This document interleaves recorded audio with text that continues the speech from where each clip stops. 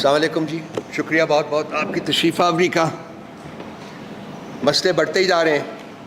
ابھی میں دیکھ رہا تھا ٹیلی ویژن تو میرا خیال ہے کہ وہ سپریم کورٹ کے ججز کو بھی مل گیا ہے, لفافے ملے ہیں, اور لاہور ہائی کورٹ کے ججز کو بھی لفافے مل گئے ہیں, اور اس کے اوپر کسی قسم کی کوئی کنسرن نظر نہیں آتا. I don't know what is behind it, but we will discuss it. سب سے پہلے جی خان صاحب کی بیگم صاحبہ بشرا بی بی کے بارے میں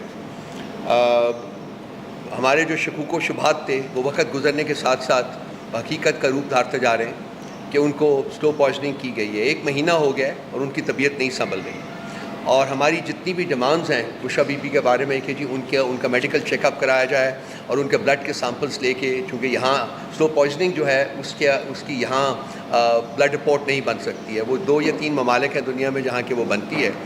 وہ ہم نے ڈیمانڈ کیا تھا کہ ان کو بھیجے جائیں, اور ان کو یہ بھی کہا تھا, ہماری پٹیشن بھی پڑی ہوئی ہے جو کہ کورٹ سن بھی نہیں رہی ہے, کہ جی ان کو گھر سے نکال کے اڈیالہ جیل منتقل کیا جائے. اور اس کے ساتھ ساتھ ہم نے یہ بھی ریکویسٹ کی تھی کہ جی شوکت خانم میموریل کینسر ہاسپٹل کے جو ڈاکٹرز ہیں وہ ان کا معائنہ کریں. کوئی بھی ایک بھی جو ہماری ڈیمانڈ ہے جو کہ نارمل سرکمسٹانسز میں بھی جیل کے جو لاز ہیں, پرنسپلز ہیں, اس کے مطابق قبول ہوتے ہیں یا پھر عدالتیں مانتی ہیں, لیکن ایک بھی ہماری جو ریکوائرمنٹ ہے, ایک بھی ہماری ڈیمانڈ جو ہے اس کو ابھی تک آج تک میٹ نہیں کیا گیا. اور ان کی طبیعت نہیں سنبھل رہی, 5 ہفتے تقریباً ہو گئے ان کی طبیعت نہیں سنبھل رہی. تو یہ ایک جو پروجیکٹ ہے, پروجیکٹ ایلیمنیٹ عمران خان کا جو ہے, یہ میرا خیال اسی کی ایک کڑی ہے جو کہ اب انریول ہو رہی ہے, ہمارے سامنے آ رہی ہے. اور اس میں خان صاحب کو بھی آپ کو یاد ہوگا کہ پہلے انہیں پولیٹیکلی نیوٹرلائز کرنے کی کوشش کی گئی تھی, منہ کی کھائی تھی انہوں نے, اس کے بعد ان کو فزیکلی ایلیمنیٹ کرنے کی کوشش کی گئی تھی. اس میں خدا کے اللہ میاں کے کرم سے وہ بچت ہو گئی, اور اس کے بعد جو 3rd فیز انہوں نے لانچ کیا تھا وہ تھا کہ امپلیکیٹ کیا جائے ٹیررزم کے کیسز میں, اور 9 مئی جو تھا وہ اسی سلسلے کی ایک کڑی تھی. اور ہماری بسا اوقات ہم ہر دن یہ ڈیمانڈ اپنی جو رینیو کرتے ہیں کہ جی اس کی کمپریہنسو جوڈیشل انکوائری ہونی چاہیے, لیکن جوڈیشل انکوائری کرنے کے بغیر, اس کے مضمرات جاننے کے بغیر, ان کی وجوہات جاننے کی بغیر جو ہے وہ سزائیں جو ہیں وہ دی جا رہی ہیں. اور ہمارے آج بھی ہزارہ لوگ ہمارے جو ہیں وہ جیلوں میں پڑے ہوئے ہیں, اور ان کی کورٹس میں بہت سے لوگوں کو ان میں سے بیلز تھیں, لیکن وہ بیلز جو ہیں ایک میں اگر ان کو چھوٹ ہوتی ہے تو اسی وقت ان کو عدالت کے احاطے سے ہی گرفتار کر لیا جاتا ہے کسی اور کیس میں. تو یہ جوڈیشل ریکوائرمنٹ نہیں ہے, یہ ایک ایگزیکٹو ریکوائرمنٹ ہے جو کہ وہ ایک پروجیکٹ جو تھا لنڈن پلان جس کو ہم کہتے ہیں, اس کی امپلیمنٹیشن جو ہے یہ وہ ہو رہی ہے. تو ہم آپ چاہتا ہوں کہ میں اپنی پھر وہ ڈیمانڈز جو ہیں جتنی میں نے کہی ہیں ان کو ہم ری ایٹریٹ کرنا چاہتے ہیں کہ بشرا بی بی کی جان کو خطرہ ہے, سیریس کنسرنز ہیں, خان صاحب کو بھی سیریس کنسرنز ہیں, ہمیں سب کو پارٹی کو سیریس کنسرنز ہیں, اور ہم ری ایٹریٹ کرتے ہیں کہ ان کے بلڈ سیمپلس لے کے سلو پوائزننگ کی جو بلڈ سیمپلس جہاں بھی ٹریٹ ہوتے ہیں وہ کروائے جائیں. شوکت خانم کے ڈاکٹرز جو ہیں ان کو اجازت دی جائے کہ وہ ان کا معائنہ کر سکیں, ان کو بنی گلا سے منتقل کیا جائے اڈیالہ جیل میں, ان کی پٹیشن لگائی جائے, سنی جائے, اور اس کے اوپر فیصلہ صادر کیا جائے, اور ان کو باقی تمام وہ سہولیات جو ہیں وہ فراہم کی جائیں جو کہ ان کا بحیثیت ایک citizen of the country in کا رائٹ ہے. اس کے بعد اگر نہیں ہوتا تو پھر ہم اگلے اقدامات کے اوپر سوچیں گے. اسی کے کانٹیکسٹ میں جو عالیہ حمزہ اور صنم جاوید صاحبہ کو انہیں بیلز ہوئی ان کی, اور ان کو انہوں نے میاں والی جیل میں منتقل کر دیا, ان کو ری اریسٹ کر کے میاں والی جیل میں منتقل کر دیا. پاکستان کی تاریخ میں خواتین کے ساتھ اس قسم کا بہیمانہ سلوک آج تک کبھی نہیں ہوا.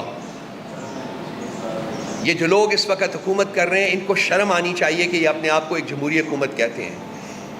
دے are worse than the worst autocracy. ان میں انسانیت نام کی کوئی چیز موجود ہی نہیں ہے. ان کو شرم نہیں آتی مگر کہ یہ عورتوں کے ساتھ کیا سلوک انہوں نے روا رکھا ہوا ہے. آپ لوگوں کے سامنے بھی ہے. میں نہیں دیکھتا کہ میڈیا کے اوپر اس قسم کی پروجیکشنز ہو رہی ہیں, اس قسم کے کیسز کے بارے میں لکھا جا رہا ہے.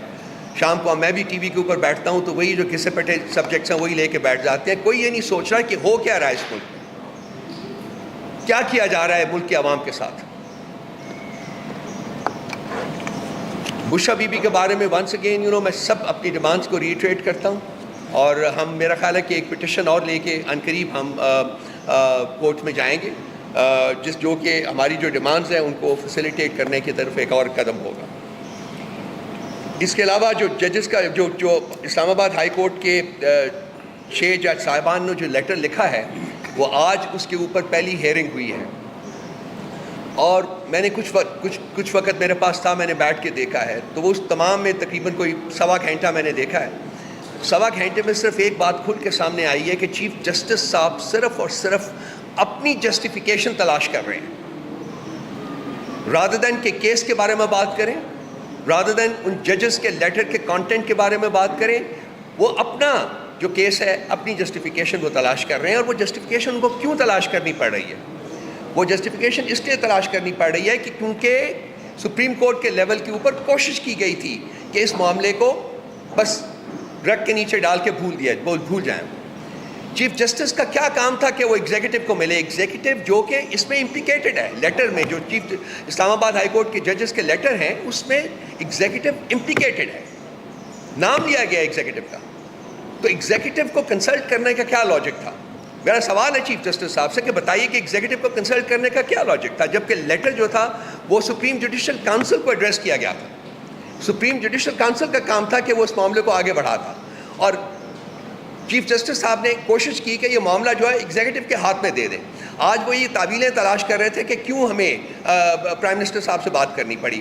ہماری اپریزل یہ ہے کہ پرائم منسٹر صاحب سے بات تو کرنی ہی نہیں چاہیے تھی، کیونکہ پرائم منسٹر صاحب سے بات کر کے آپ نے کیس کو آلریڈی کانٹروورشل کر دیا ہے، آپ نے اپنے کانڈکٹ کو کانٹروورشل کر دیا ہے۔ تو یہ معاملہ جو آگے بڑھے گا آپ دیکھیں گے کہ اس پہ کیا ہوتا ہے، لیکن جو کوشش کی جا رہی ہے، جو سامنے آ رہا ہے بالکل وہ یہی ہے کہ اس معاملے کو دبا دیا جائے۔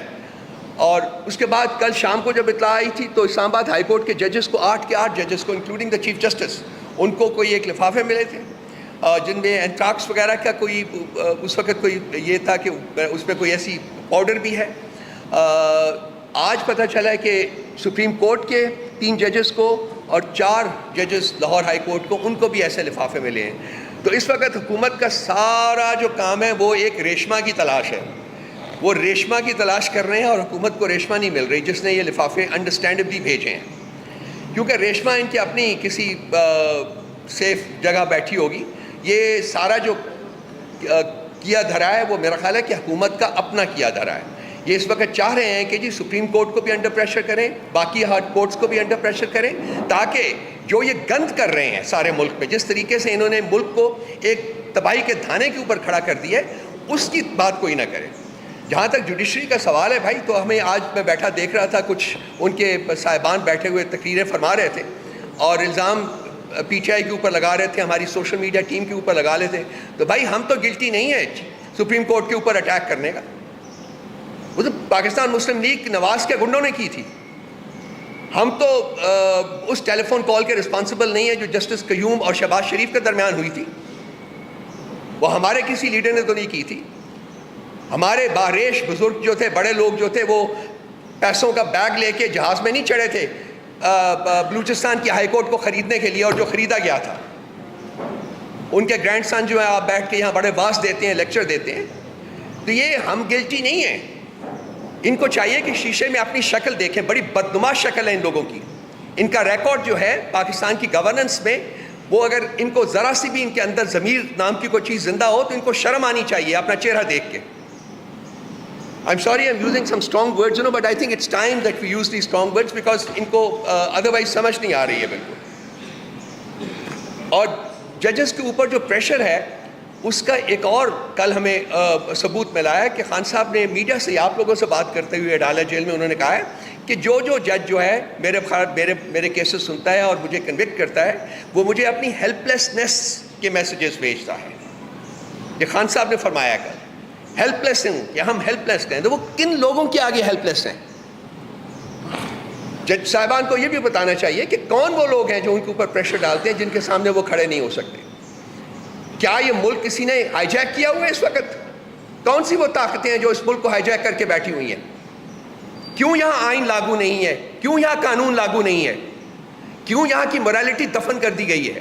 وہ کون سی طاقتیں ہیں؟ ہم جاننا چاہتے ہیں، ہمیں پتہ چلنا چاہیے کہ وہ طاقتیں کون سی ہیں جنہوں نے اس ملک کو ورچولی ہائی جیک کیا ہوا ہے۔ اور جو جج صاحبان کہتے ہیں جی کہ ہم ہیلپ لیس ہیں، ہم نہیں کر سکتے، جب میں ڈالا جیل میں ملنے جاتا ہوں خان صاحب کو کورٹ کی اجازت کے باوجود, تو وہاں میں بھی یہ لفظ سنتا ہوں.